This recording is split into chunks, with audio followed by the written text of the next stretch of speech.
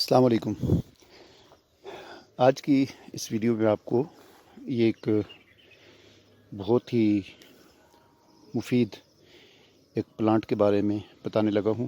اسے یہاں کی مقامی زبان میں تمر کہتے ہیں، اور یہ جو ہے بہت ہی مفید چھوٹا سا پودا ہے۔ بعض اوقات اس کا درخت جو ہے وہ پودا کافی بڑا بھی ہو جاتا ہے، لیکن زیادہ تر یہ چھوٹے ہی رہتے ہیں۔ اس کے تنے پر آپ اگر دیکھ سکیں تو کانٹے ہوتے ہیں۔ یہاں پر آپ دیکھیں یہ کانٹے ہیں، اور ایک تو اس کی لوگ جو ہے اس کی جو لکڑی ہے اس کی مسواک بناتے ہیں، کانٹے جو ہے اتار کر مسواک بناتے ہیں، بہت مفید اس کی مسواک ہوتی ہے۔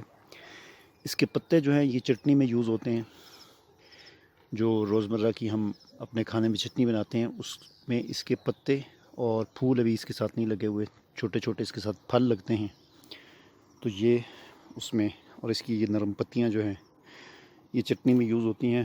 ایک تو ذائقے کے لحاظ سے بہت مفید جو ہے اس کا بہت مزیدار جو ہے چٹنی بنتی ہے، اور بڑی ہاضمے دار چٹنی بنتی ہے، اور دوسرا ویسے بھی طبی لحاظ سے بھی کافی مفید یہ پودا ہے۔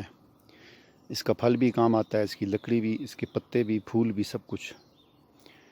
اور اس کے ذائقے کی اگر بات کر دی جائے تو اس کی پتے جو ہیں یا اس کی لکڑی جتنی بھی ہے، جب زبان پہ رکھا جاتا ہے تو یعنی تھوڑی سی سن سی ہو جاتی ہے زبان، یعنی جلن سی ہوتی ہے، اور